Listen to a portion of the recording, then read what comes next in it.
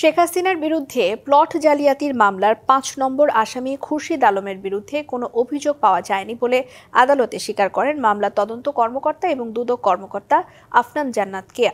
সাক্ষীর জেরায় তদন্ত কর্মকর্তা জানান, তদন্তকালে প্রধানমন্ত্রী কার্যালয় সহ সংশ্লিষ্ট দফতরের ২১ জনের ১৬১ ধারায় জবানবন্দি নেন তিনি।